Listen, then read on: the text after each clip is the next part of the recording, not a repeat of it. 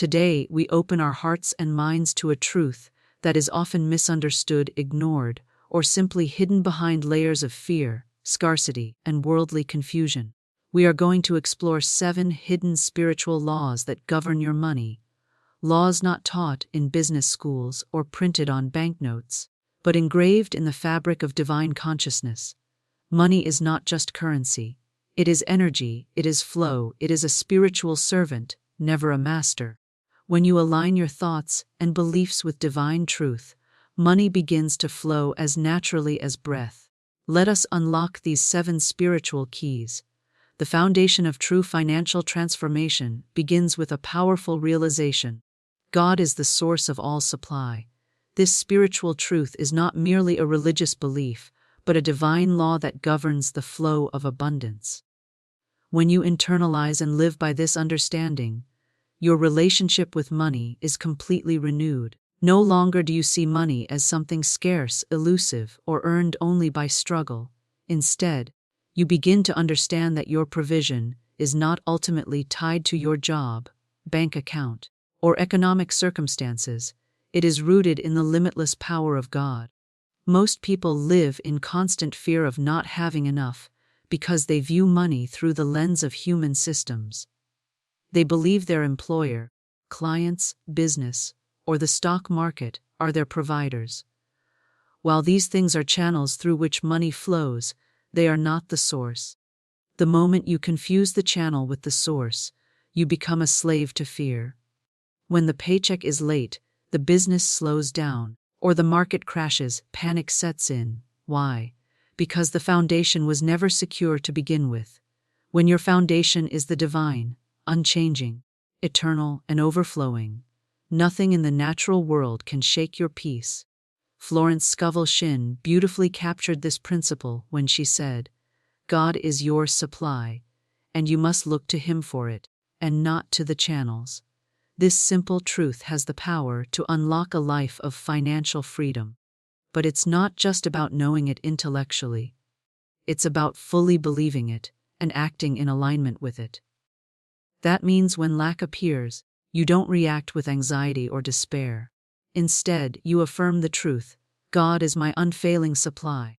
All that is mine by divine right is now released to me in perfect ways. When you start looking to God as your source, something shifts.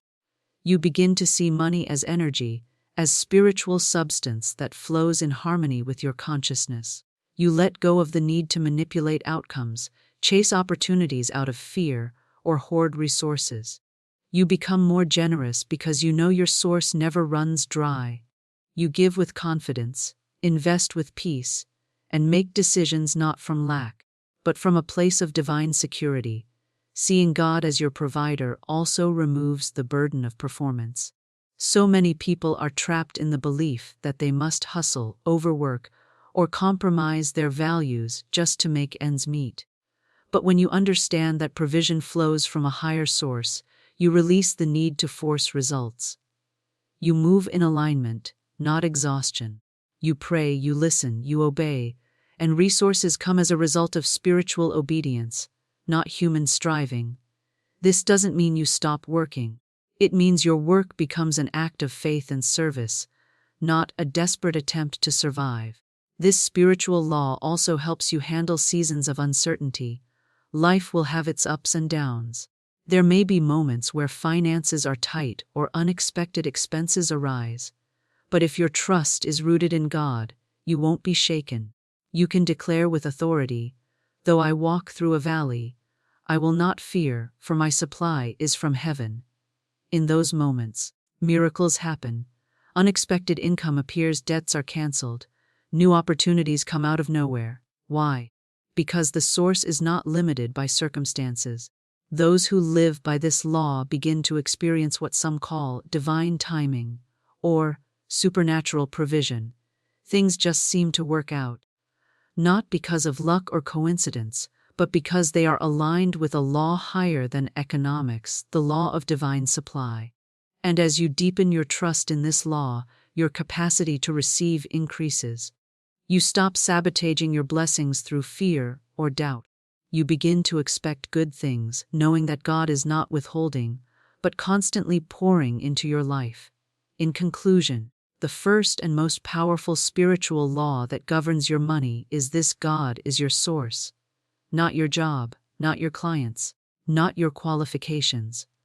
When you live from this truth, your financial life transforms from struggle to flow, from fear to faith. You stop chasing money and instead allow money to follow you as you walk in purpose and alignment. Let this truth sink deep. As a child of the infinite, you are supported by a divine economy that never collapses. Trust in your source and watch provision rise to meet you. One of the most powerful spiritual truths that often goes unnoticed is that your thoughts shape your financial reality. This is not just a motivational saying or a self-help mantra. It is a divine principle that governs how abundance flows into your life. Everything begins in the mind. Your outer world is a reflection of your inner beliefs. If you think of yourself as lacking, unworthy, or constantly struggling with money, those thoughts will materialize into your experience. But if you nurture thoughts of abundance, provision, and divine supply, you begin to attract the financial conditions that mirror those beliefs. The truth is, your subconscious mind operates like fertile soil. Whatever seed you plant, be it fear, scarcity, or faith, will grow. Many people unknowingly plant seeds of lack by repeating thoughts like, "I never have enough," "money is hard to come by," or "rich people are greedy." These thoughts become patterns, and patterns become realities. Even when new opportunities present themselves, a mind conditioned by scarcity will reject them, sabotage them, or fail to see them entirely. If you want to change your financial life, you must first change the image you hold of yourself. See yourself as someone who attracts money with ease, who is supported by divine provision, and who manages money wisely and joyfully. Start visualizing your bank account growing, your debts being paid, your needs being met. Let your mind create a blueprint that the spiritual world can build upon. The law is simple but profound. What you consistently dwell on becomes your reality. Thoughts are spiritual magnets. Negative thoughts repel abundance. Faith-filled thoughts attract it. But your thoughts don't work alone. They are amplified and activated through your words. That brings us to another spiritual law: your words create wealth or want. What you speak carries creative power. The universe listens to your declarations and echoes them back to you. If you say, "I can't afford that," "I'm always broke," or "there's never enough," you are not just describing your situation. You are prophesying it. Every word you utter is a seed planted into your future. Florence Scovel Shinn said, "Your word is your wand." What you say repeatedly forms your reality. Just as God spoke the world into existence, you are constantly speaking your world into existence through your daily language. Start paying attention to your words. Eliminate expressions of fear and replace them with words of faith. Instead of saying, "I'm struggling," say, "I am learning to master my finances." Instead of saying, "I don't know how I'll make it," say, "Divine supply is on its way to me now." Affirmations are a powerful tool in this process. They are not empty phrases, but intentional declarations that align your mind and spirit with spiritual truth.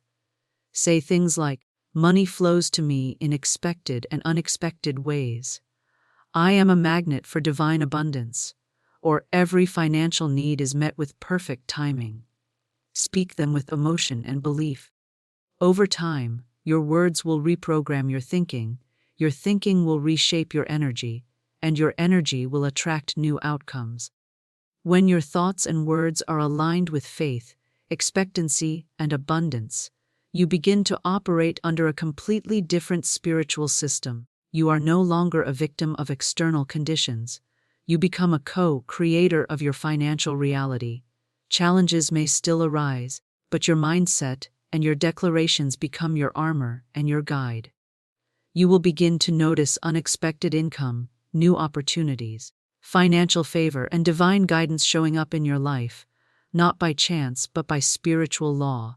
In conclusion, These two hidden spiritual laws, the power of your thoughts and the creative force of your words, work together to govern your experience with money. When you change the way you think and speak about finances, you invite a new reality into being. You stop living as a prisoner of past patterns and start walking as a conscious participant in divine provision. Your mind becomes the architect, and your words become the builder. Together, they shape a life where abundance is not only possible but expected. Choose thoughts of prosperity, speak words of increase, and you will step into the financial freedom that has always been your divine right. One of the most overlooked yet spiritually profound laws that governs money is the law of giving and receiving. This divine principle states that whatever you give, freely, joyfully, and with faith, returns to you multiplied. Money, like all energy, is meant to flow. When you hold it too tightly, when you give from fear or withhold from selfishness, you interrupt that divine circulation. But when you give with love, intention, and trust in God's infinite supply, you open the gates of abundance in your life. Many people fear giving because they are focused on lack. They worry that if they give, they will have less. But this belief reveals a misunderstanding of how the spiritual economy works. The truth is that giving is not loss, it is activation. It activates the law of return. In the physical world, giving may look like subtraction, but in the spiritual realm, it is addition. The act of giving declares to the universe, I trust in divine supply. I know there is more where this came from. I am not afraid to release, because I know I will receive. Giving aligns you with the flow of abundance. Think of a river. If the water does not flow, it becomes stagnant, toxic, and lifeless. In the same way, money that is hoarded, hidden, or feared loses its vitality. But when you allow money to flow through you, to support others, to bless, to uplift, you become a channel through which divine wealth circulates. And what flows through you will always refresh you. You will never run dry when you become part of the divine cycle. Florence Scovel Shinn often emphasized the importance of tithing and giving as a spiritual practice. She taught that every time you give, especially when it feels uncomfortable, you break the back of fear. You tell your subconscious, I am not bound by this amount. My supply comes from a higher source. I give, and it will be returned to me in divine timing and divine order. And it always is. Sometimes in the same form, sometimes in another. A gift of money may return as a job opportunity, unexpected favor, debt forgiveness, or a healing breakthrough. It's important to understand that the spirit in which you give matters just as much as the act itself. If you give out of obligation, resentment, or manipulation, the energy is distorted. But when you give with a cheerful heart, expecting nothing in return except the joy of blessing another, your giving becomes a seed sown into fertile soil, and every seed, when sown in faith, must bring forth a harvest. Receiving is also part of this law, and one that many spiritually minded people struggle with. Some are generous givers but poor receivers. They push away gifts, feel guilty about success, or downplay blessings. But to receive with grace is to honor the giver and affirm the flow of abundance. Refusing to receive blocks the cycle just as much as refusing to give. The law must be completed. What goes out must come back in. Accept with gratitude. Embrace the blessings. Celebrate the inflow as much as the outflow. When you begin to live by the law of giving and receiving, your mindset changes. You no longer see giving as a loss, but as a sacred investment into the spiritual realm.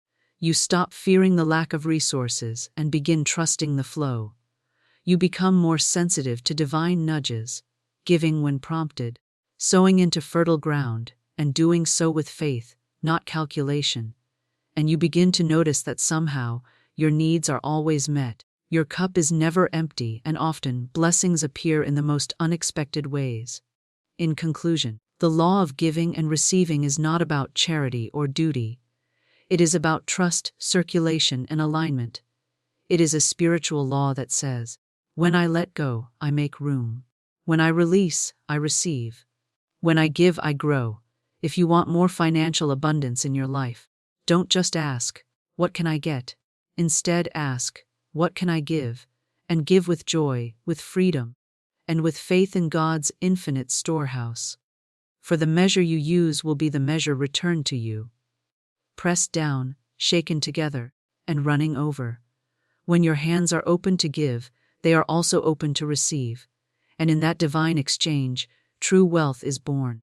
There is a deeply powerful, often underutilized spiritual law that has the potential to transform your financial life, the law of gratitude in advance.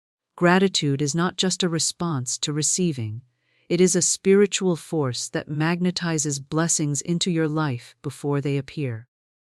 When you begin to thank God ahead of time for your provision, your abundance, and your breakthrough, you activate a frequency of faith that aligns you with the very thing you desire.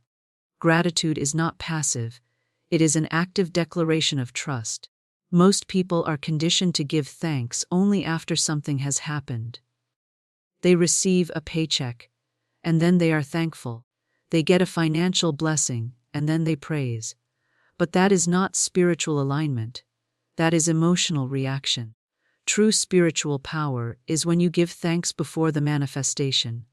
It is in that moment, when the bill is unpaid, the account is low, the door seems shut, that gratitude becomes your weapon. When you can thank God in that place of uncertainty, you step into the supernatural. Gratitude in advance is a way of saying, "I believe it is already done.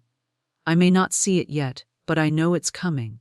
I trust in divine timing, and I thank you now, not later." That kind of gratitude is the sound of faith. It shifts the atmosphere, it breaks fear. It silences worry. It replaces anxiety with peace. When you are thankful in advance, you are not begging, you are affirming. You are not doubting. You are standing in expectation.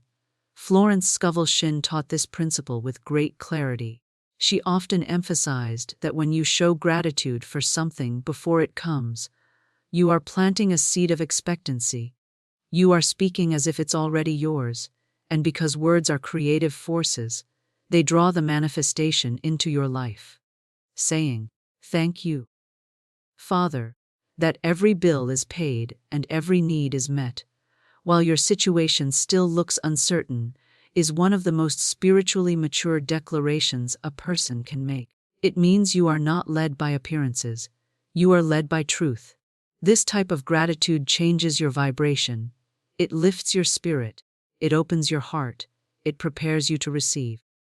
So many people are blocked from financial flow because they are waiting for something external to change before they adjust their attitude. But the law of spiritual prosperity works the other way around. Your attitude of gratitude becomes the magnet. When you are thankful, you stop resisting, you stop doubting, you create space for miracles. Gratitude also cultivates contentment, which is another key to financial peace.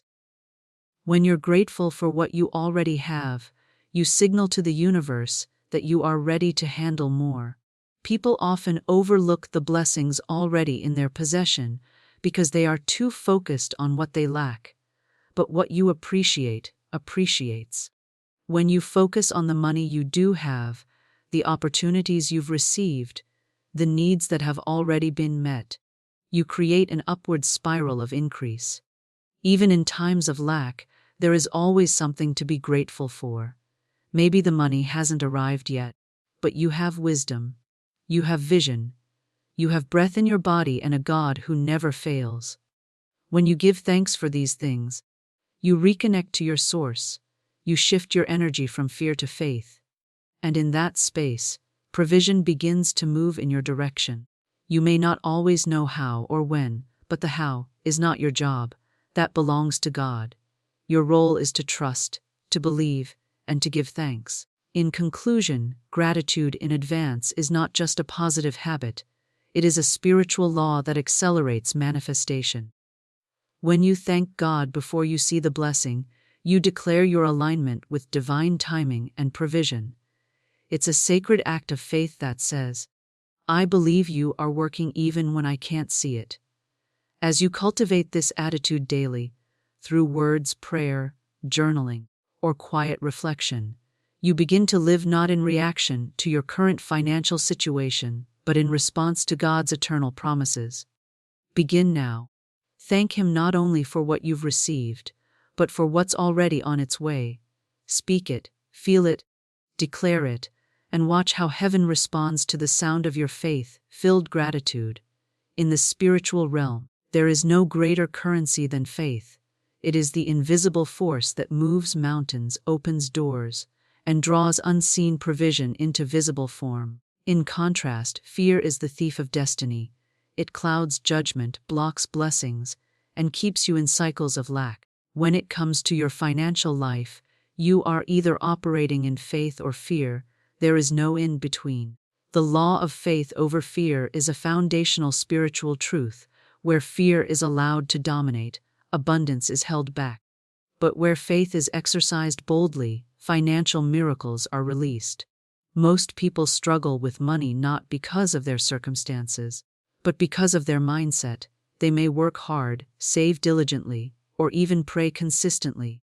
But if fear is in the background, fear of not having enough, fear of losing what they have, fear of the future, their actions are rooted in anxiety rather than spiritual trust.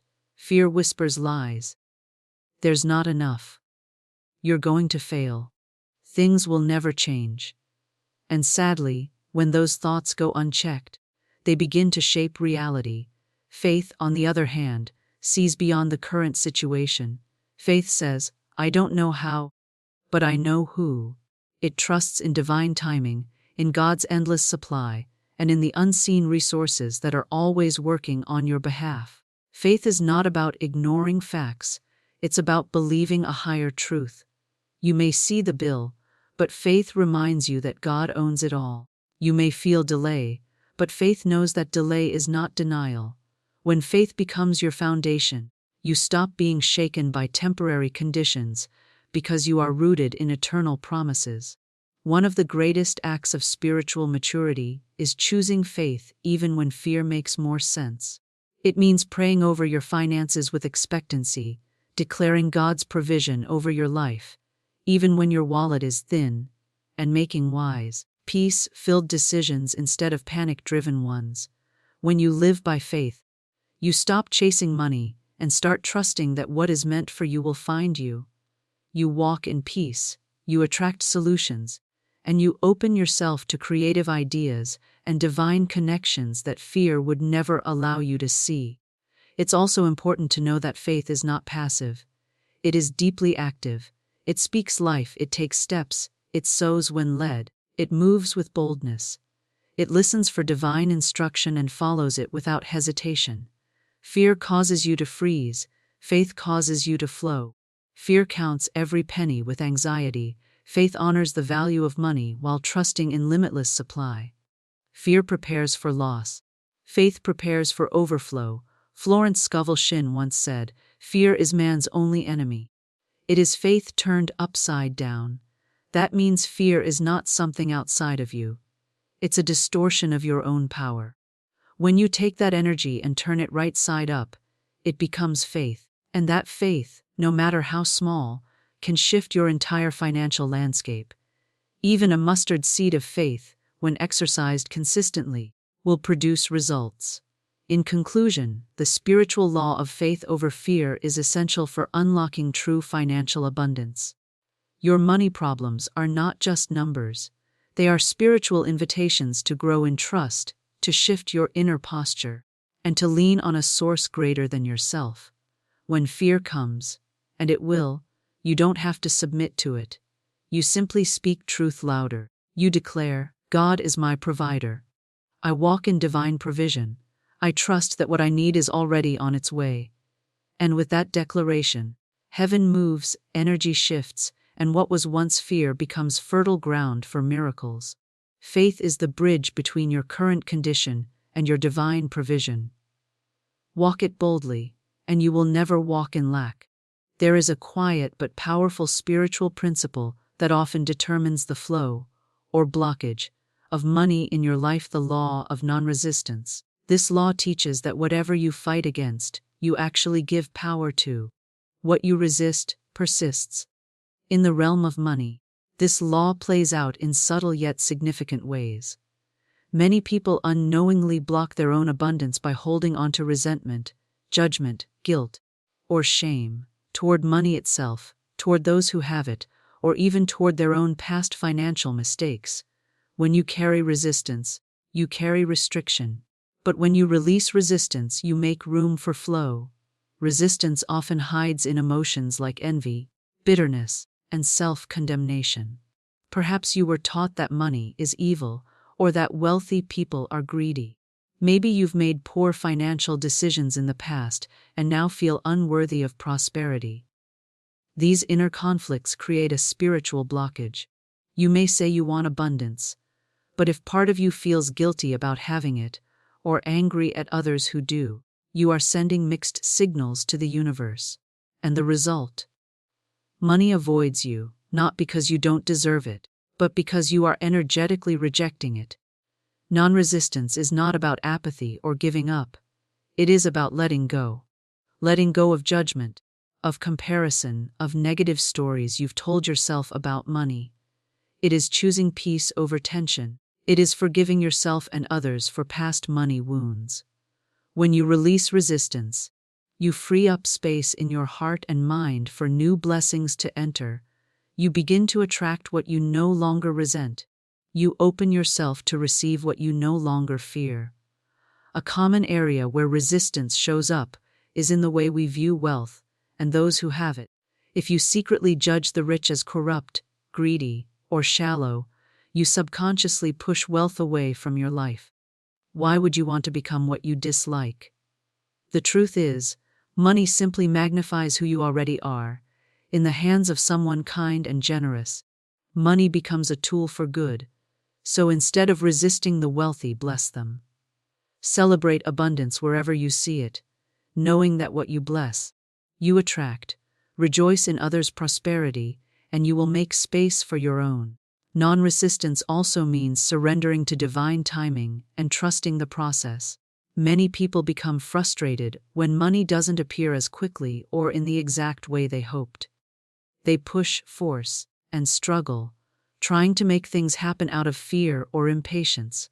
But forcing is a form of resistance. It's a lack of trust in the divine order. Non-resistance says, I've done my part. Now I rest in faith. I release the how and the when. And that space of surrender becomes the opening through which provision can pour in, often faster than you imagine. Florence Scovel Shinn often spoke of the power of releasing mental tension. She believed that peace, not pressure, creates results. When you relax into the belief that you are supported by divine law, you stop resisting the present moment and start aligning with what is coming. You no longer chase money with fear, you attract it with grace.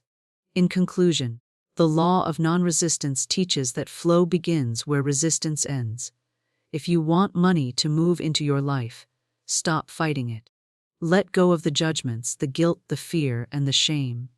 Forgive yourself, forgive others, bless what you once resented, choose peace over control, and trust that what is yours by divine right cannot miss you. Non-resistance is not weakness. It is wisdom. It is the spiritual intelligence to know that letting go is not losing, it is making room. The more you release, the more you receive, and in that surrender, abundance flows freely, joyfully, and without struggle. At the core of your financial reality lies a belief that is more powerful than any strategy, investment, or opportunity: the belief about your own worthiness.